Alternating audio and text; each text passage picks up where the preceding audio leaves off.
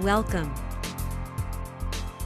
Tubing is a popular sport among towed water sport participants, particularly for those participating in water sports for the first time.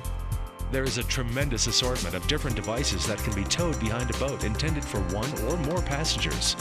Yet, accident statistics from the U.S. Coast Guard show tubing is the towed water sports activity with the most injuries in recent years. Therefore, it is important for riders and boat operators to understand the risks involved in tubing to help avoid a major accident.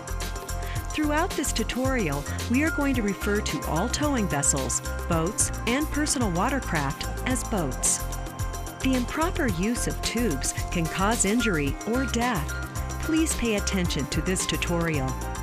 The safety of a tube's riders is primarily the responsibility of the driver. Always use common sense and good judgment. Alcohol, drugs, and water sports do not mix. An impaired rider or driver is far more likely to make poor judgments regarding speed and distance. It is your responsibility to familiarize yourself with and fully understand and follow the warning labels found on the inflatable, as well as the manufacturer's instructions on usage. All towed participants must wear a properly fitted life jacket approved by your country's governing agency.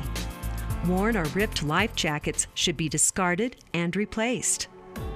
Make sure the tube is inflated according to the manufacturer recommendations so that it is firm while riding.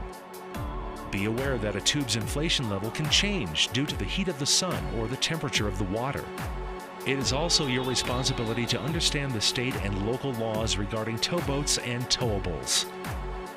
It is important to use an inflatable-specific tow rope that is rated with the appropriate strength for the number of passengers that are being towed. The number of riders should not exceed the manufacturer's recommendations. Using an improper tow rope can result in serious injury. Never use a tow rope that has knots, and never use a rope that is frayed or sun-damaged. The tow rope, connection point, and inflatable should be inspected before each use. The tow rope should always be affixed to the boat using an approved attachment point. If an inflatable were to separate from the boat during a turn, the passengers of the inflatable would be sent on an uncontrolled path, possibly into a fixed object or another boat. Follow the instructions in the boat owner's manual and the owner's manual for the tower if equipped. It is a good practice for the driver to have a rear view mirror and a spotter on the boat who is watching the participants on the inflatable. Pre-established hand signals with the driver, spotter, and riders are vital. Rope entanglement is very serious. Prior to throttling up, be sure that the slack is out of the rope and clear of obstructions. The riders and inflatable are clear of rope tangles, and the riders clearly express "hit it" before applying the throttle.